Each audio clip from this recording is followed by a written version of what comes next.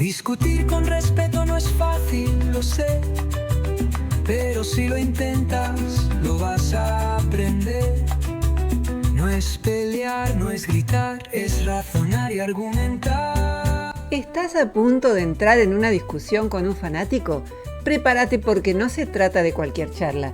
Esto es casi una batalla épica. Y no vas a salir invicto. Pero con las consideraciones que vamos a hacer en este video, al menos podrás sobrevivir. Alguien objetará, no sin cierta cuota de razón, que es imposible discutir con un fanático, que el diálogo racional no puede ser llevado a cabo sin condiciones mínimas que están en las antípodas del fanatismo. Esto es en buena medida cierto, pero existen circunstancias en que no queda otra que discutir con un fanático, como por ejemplo cuando es tu jefe y querés conservar el trabajo, cuando el fanático está sentado a tu lado en un vuelo de 12 horas, cuando es tu suegra y la cena de los domingos es inevitable, o cuando sos periodista y te pagan por la entrevista. Es bueno familiarizarse con las figuras y principios más habituales de la argumentación fanática.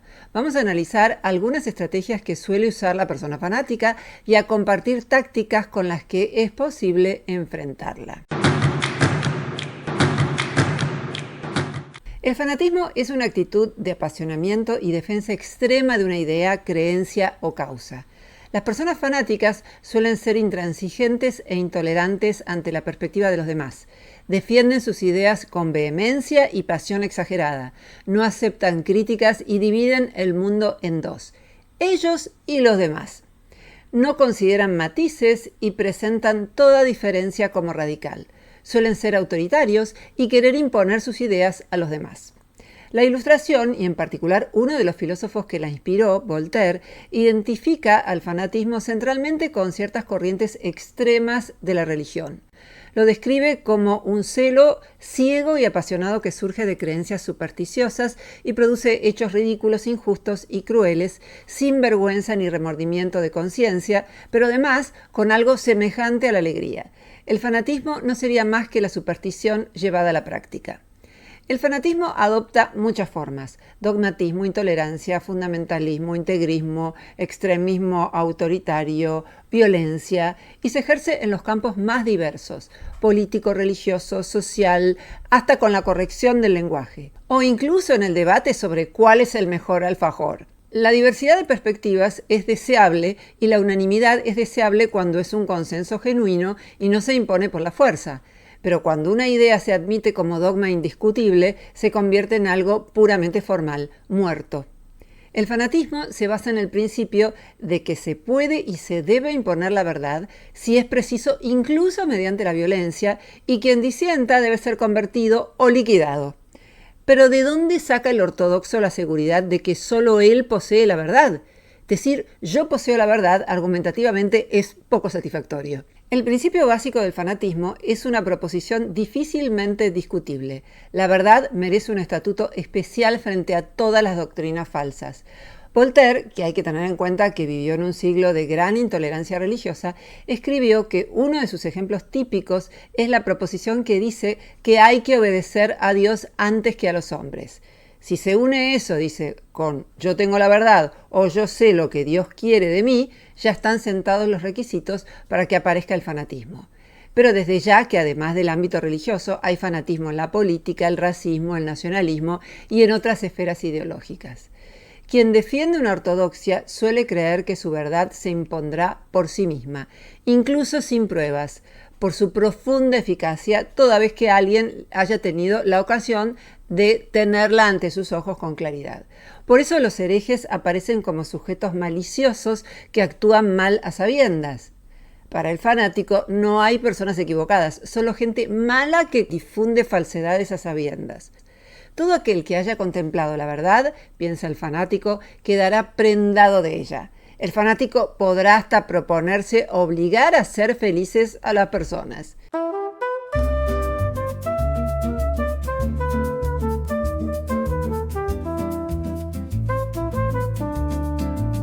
Si vamos a hablar, hagámoslo bien, con lógica clara y respeto también. No me cambies el juego, no hagas trampa, razona conmigo que aquí nadie zafa. Si te digo un punto y tú me atacas a mí, Eso no refuta lo que yo te di. No importa mi vida, mi fama o mi edad. Si el argumento es bueno, hay que analizar. ¿Qué significa discutir? Discutir significa comprometerse con la defensa de una tesis sin pretender imponérsela a los demás a cualquier precio y tratando de conquistar el acuerdo de la parte contraria sin robarle la palabra y sin reducirlo a silencio. Es imposible debatir de manera fructífera si al menos no se comparte una premisa con el interlocutor. Esta es una idea presente en el Organon de Aristóteles, donde habla sobre los silogismos y de la importancia de acuerdos básicos para llegar a conclusiones válidas.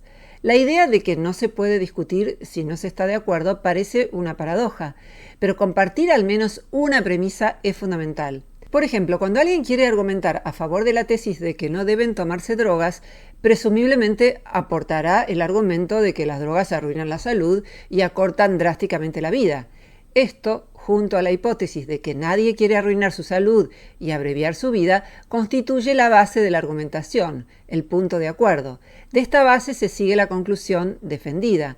Pero a un adicto a las drogas posiblemente no lo va a convencer el argumento de que las drogas destruyen su salud y acortan su vida. Conoce perfectamente estos hechos, pero es presumible que valore más el estado de placer inducido por las drogas que la salud o una larga vida. Su sistema de valores, sus principios básicos son otros. ¿Cómo se puede seguir argumentando con él? Esa es la pregunta por las posibilidades, métodos y límites de la argumentación racional. La teoría de la argumentación sostiene que el diálogo racional requiere principios compartidos, porque sin un marco común no es posible evaluar los argumentos ni alcanzar acuerdos. Es el caso habitual en la discusión entre ideologías o religiones. Es difícil que sean fructíferas esas discusiones porque sus marcos conceptuales son distintos. Aún así, la historia registra ejemplos de debates en los que la confrontación entre dos doctrinas impulsó la evolución del pensamiento. Sin embargo, en muchos casos la comunicación quedó bloqueada y en lugar de debates argumentativos, las ideologías o religiones trataron de imponerse por la fuerza o coexistieron sin intentos de convencer al adversario. Por lo demás, es sabido que las ideologías en competencia se condenan entre sí dogmáticamente, mientras sus representantes supremos intercambian amables visitas y hablan en ellas de temas menos espinosos. Sobre la dogmática no cabe argumentación de ningún tipo. En cambio, en la literatura sí encontramos intentos de una discusión detallada y paciente entre ideologías o religiones. Todos intentan convencer a los demás de lo acertado de la propia religión y ninguno lo consigue. Renuncian a toda esperanza cuando se trata de argumentar sobre artículos de fe de cualquier tipo. Una ideología con frecuencia se vuelve inmune a las refutaciones empíricas. La esencia y el supuesto mérito de la fe consiste en que no se basa en argumentos. Tertuliano, un escritor y teólogo cristiano del siglo II, decía: «Creo porque es absurdo». Lo que se cree sin argumentos no puede refutarse concluyentemente con argumentos, pero se puede remover, minar, socavar. El misionero relata cosas que presuponen ya la creencia. La religión se toma de los padres antes de que se esté en situación de reflexionar sobre ella. Las conversiones son una excepción. Más allá de los 25 años no es lo más común que se cambien las convicciones religiosas profundas. Solo conmociones extremas o la tardía sabiduría de la edad inducen algunas veces revisiones. Es difícil mover el corazón humano. A veces los filósofos se equivocan y creen que las personas eligen sus pensamientos como el ama de casa elige los productos en el mercado. A veces cambiamos de pensamiento cuando ya no somos niños, pero no es lo más común cambiar los presupuestos básicos. No estamos diciendo acá que toda religión o ideología sea fanática, sino que hay versiones extremas que sí pueden serlo. La posibilidad de argumentar depende del grado de fanatismo del interlocutor. Las ideologías rara vez son refutadas de manera definitiva, pero pueden volverse obsoletas, perder relevancia o ser reemplazadas por nuevas corrientes de pensamiento. A veces, enfrentar una ideología requiere cautela y estrategias indirectas, y otras veces una oposición frontal es más efectiva para alertar a la opinión pública sobre sus riesgos. No cambies el juego, ven a razonar, que con buena lógica lógica se puede avanzar. No me cambies el juego, ven a razonar. Hablemos con calma, con juicio y verdad. Una de las estrategias cuestionables del fanático, sea o no consciente, es la falacia de petición de principio, que ocurre cuando la proposición que se intenta probar es asumida desde el principio como una presunción, sin ofrecer una justificación independiente. Es decir, se da por sentado lo que se debe demostrar. El uso de premisas no aceptadas por el interlocutor puede ser problemático en un diálogo persuasivo si se presentan sin justificación o se asumen como evidentes. Sin embargo, es legítimo introducir premisas que el interlocutor no acepta si se ofrecen razones que permitan al interlocutor considerarlas razonables. En contextos como la investigación científica o filosófica, el objetivo no es necesariamente la persuasión, sino el avance en el conocimiento, por lo que el uso de premisas no aceptadas puede ser necesario para explorar nuevas ideas y desafiar ideas previas.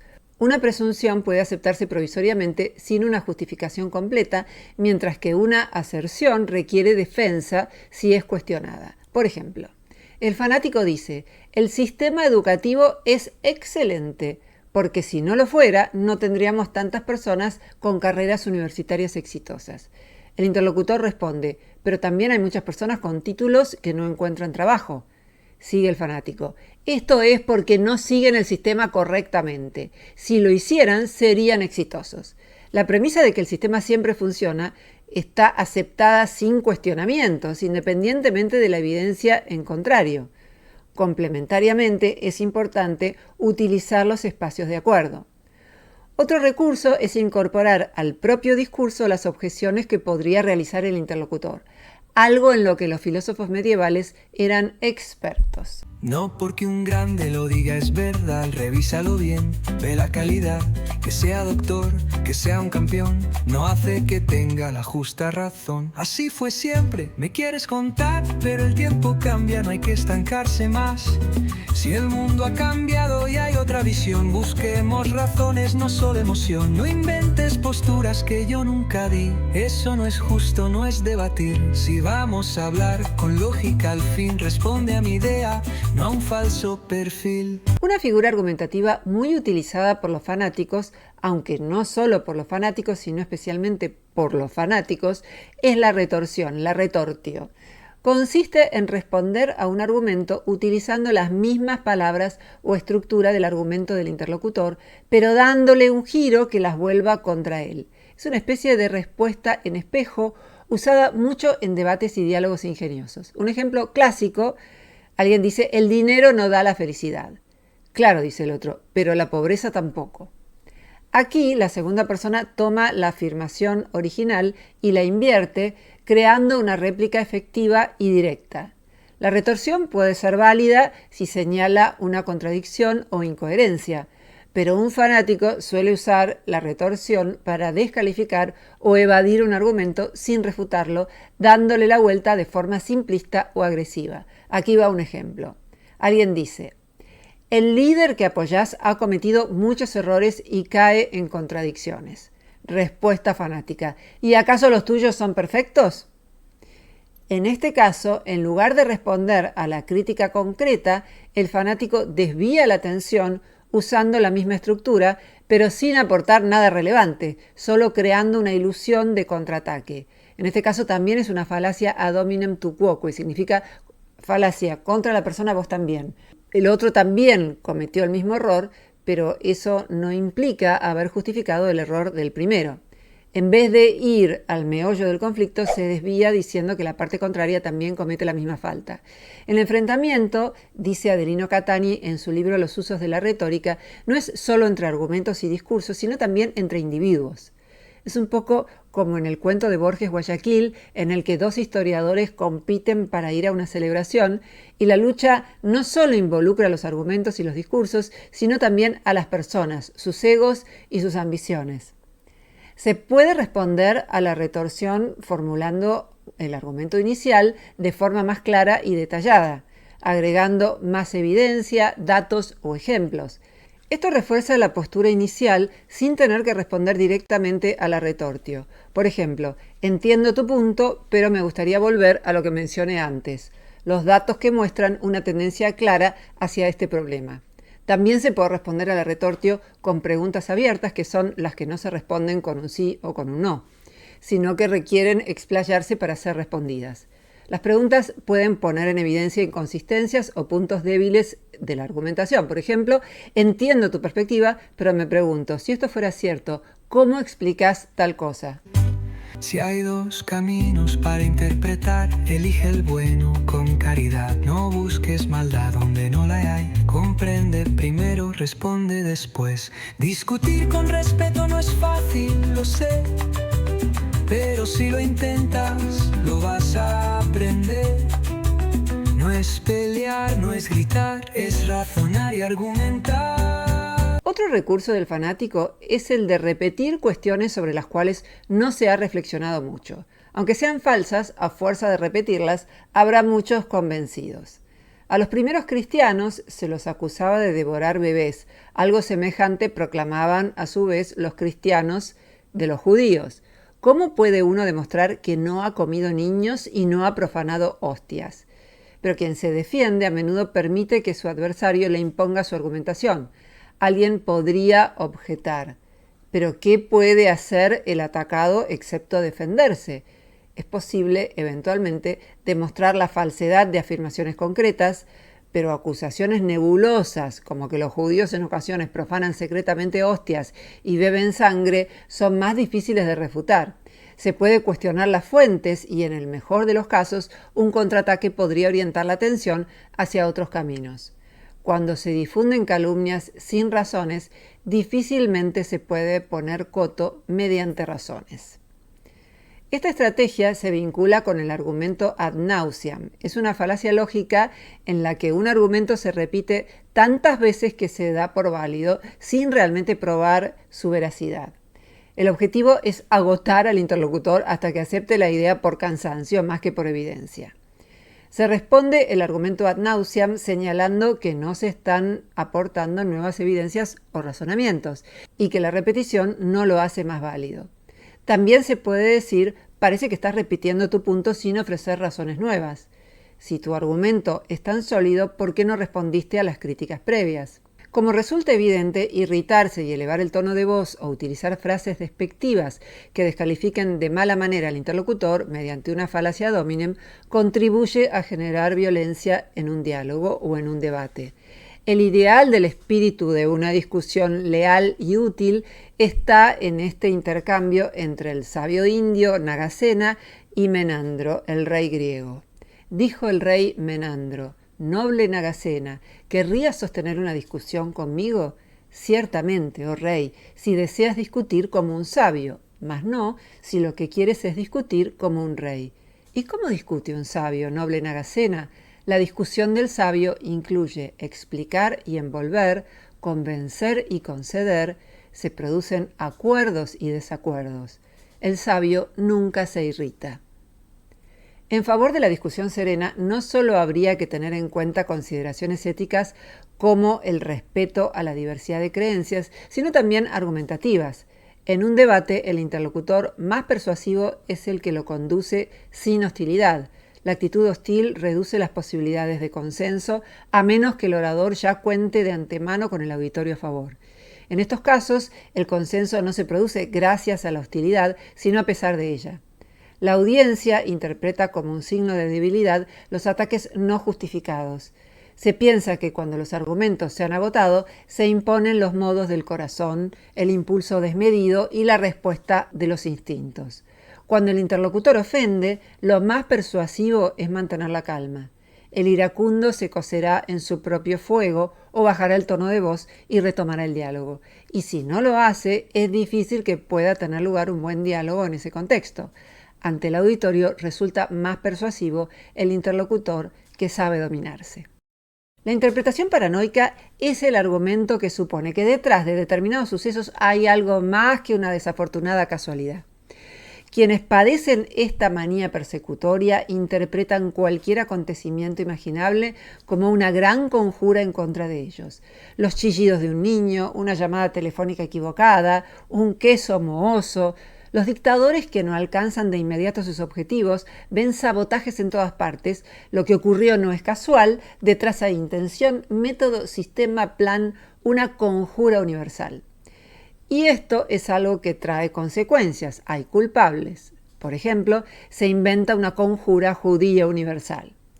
En la discusión de la Guerra Fría se utilizó la tesis del dominó para fundamentar la necesidad de que Occidente apoyara cualquier país no comunista. La pérdida de un país para Occidente no habría representado un caso aislado, sino que hubiera desencadenado una serie de consecuencias no deseadas. Si cae una ficha de dominó, le seguirá la siguiente y nadie debía pensar que una retirada de Vietnam significaría el final del conflicto. Este caso no sería más que el antecedente de un proceso inacabable. ¿Cómo responder a la interpretación paranoica? Una posibilidad es la de validar la emoción, pero no la creencia. En vez de decir eso no es cierto, lo que puede ser tomado como una confirmación de la amenaza, se puede reconocer el miedo o la preocupación subyacente. Por ejemplo, parece que esto te preocupa mucho, ¿te gustaría hablar más sobre por qué te parece así? Introducir la posibilidad de otras explicaciones. La paranoia tiende a interpretar todo como parte de un patrón intencional. Así que proponer suavemente la aleatoriedad o la complejidad del mundo puede abrir una puerta. A veces las cosas parecen conectadas, pero también puede ser que haya coincidencias o factores que no estamos viendo. Evitar el enfrentamiento directo. Si la persona siente que se la está desacreditando, eso puede reforzar la sensación de persecución. En cambio, hacer preguntas que inviten a reflexionar puede ser más efectivo. Como por ejemplo, ¿podría haber alguna otra forma de interpretar esto? Otra opción es contextualizar históricamente. En el ejemplo del efecto dominó, se puede señalar cómo esa lógica fue usada para justificar políticas que luego se reconocieron como erróneas o exageradas, mostrando que la paranoia política no siempre se basa en hechos sólidos. La teoría del dominó se usó mucho en la Guerra Fría, pero luego se demostró que el miedo a una cadena incontrolable de caídas comunistas era más un argumento político que una realidad inevitable. Muchas veces simplemente escuchar sin validar ni confrontar permite que la persona se calme y en algunos casos comience a cuestionar sus propias interpretaciones.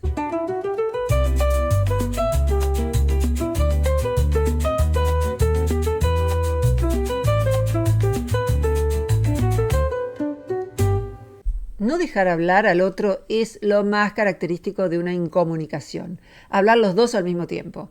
Ahí sube la temperatura y es probable que uno empiece a gritar. Mientras sea posible, es mejor responder con calma y centrándose en argumentos. Los espectadores ya se darán cuenta. Pero si la temperatura se elevó demasiado, tal vez sea mejor dejar la discusión para otro momento. Al iracundo, a veces los argumentos solo lo exasperan más.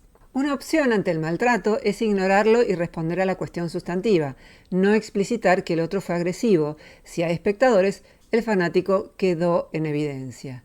Cuando el lenguaje fracasa, entra en acción la violencia. La violencia es el lenguaje de quienes se quedan sin palabras y es la forma como se expresa la intolerancia, que es el lugar en el que germina el odio. Tampoco es posible tener una discusión fructífera con el que, en lugar de dar razones, meramente se está alineando con otro. Ya no importarán los argumentos, sino alinearse con nuestro adversario. Una de las formas predilectas de atacar a un contrario es atribuirle una tesis que no defiende en absoluto, para luego atacarla. Por ejemplo, alguien defiende que los enfermos deberían tener derecho a decidir libremente acabar con su vida y su adversario combate la tesis de que los médicos puedan tener derecho a matar enfermos. Una variante del hombre de paja es ampliar o restringir el alcance de las afirmaciones del otro. Por ejemplo, alguien dice el alcoholismo produce muchas muertes. El interlocutor responde, es falso que el alcoholismo sea la principal causa de muerte. A esto se le puede responder, momento, yo dije que produce muchas muertes, no que es la principal causa de muerte. El fanático no suele describir a su oponente como una persona reflexiva que busca la verdad. Siempre se trata de criminales, monstruos, dementes o directamente ratas. En el caso de que sea posible discutir con un fanático, será necesaria una dosis importante de tolerancia. ¿Qué es la tolerancia? Tolerar consiste en soportar, transigir, aguantar a alguien a pesar de que nos resulte insufrible, nos perturbe o irrite. Exige contención cuando la reacción natural sería atacar para eliminar la molestia. En el artículo Fanatismo de su diccionario filosófico dice Voltaire: contra el fanatismo no hay más remedio que el espíritu filosófico, que poco a poco suaviza las costumbres de la humanidad y prevé la irrupción del mal. Pero cuando este mal se ha extendido, se debe emprender la huida y esperar a que el aire vuelva a serenarse. Voltaire critica el creo porque es absurdo. Un abogado no podría hablar así ante el tribunal. Un testigo sería internado en un manicomio si dijera: confirmo que el acusado asesinó a un hombre en París y estoy tanto más seguro de ese asesinato cuanto más absurdo sea. Comprender que gran cantidad de verdades humanas son verdades a medias convierte a la diversidad en algo deseable y nos aleja del dogmatismo. El desarrollo de una disposición filosófica no dogmática implica además tener en cuenta que lo que a nosotros nos da resultado quizás no dé resultado a los demás. La persuasión tampoco debe ser el destino final de todo debate que llegue a buen término. Es posible no lograr un consenso y aún así salir modificado de un debate, comprendiendo mejor las razones del interlocutor y la complejidad del problema. La clave está en mantener la calma y recordar que a veces la mejor estrategia es asentir, sonreír y pensar en qué vas a cenar esta noche. Escuchá, argumentá y cuando todo falle, recordá que siempre podés fingir una llamada urgente y huir con elegancia.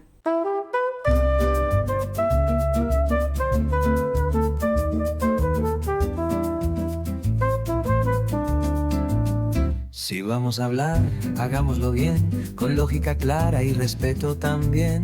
No me cambies el juego, no hagas trampa, razona conmigo que aquí nadie zafa. Si te digo un punto y tú me atacas a mí, eso no refuta lo que yo te di. No importa mi vida, mi fama o mi edad, si el argumento es bueno, hay que analizar.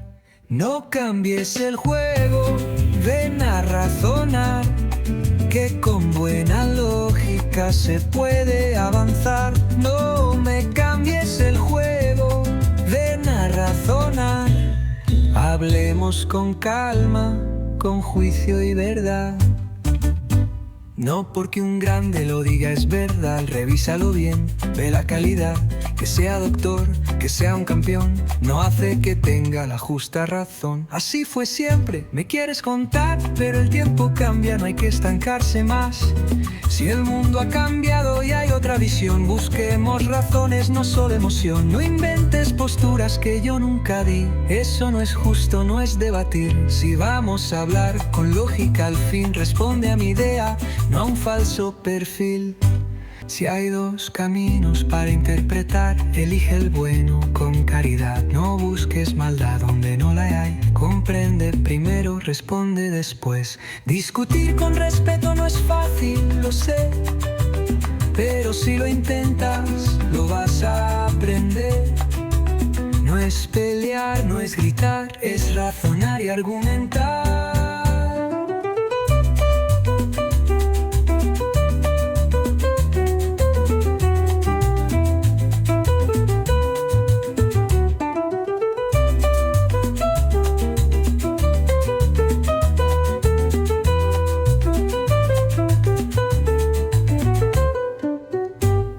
No cambies el juego, ven a razonar, que con buena lógica se puede avanzar. No me cambies el juego, ven a razonar, hablemos con calma, con juicio y verdad.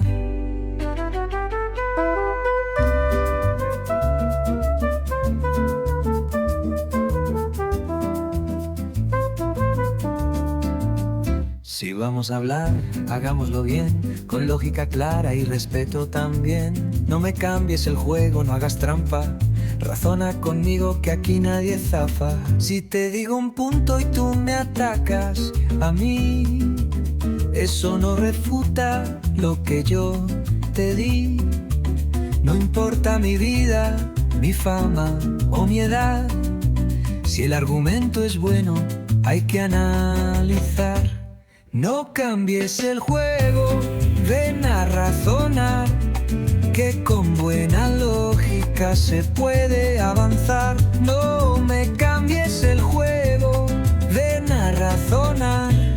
Hablemos con calma, con juicio y verdad. No porque un grande lo diga es verdad, revísalo bien, ve la calidad, que sea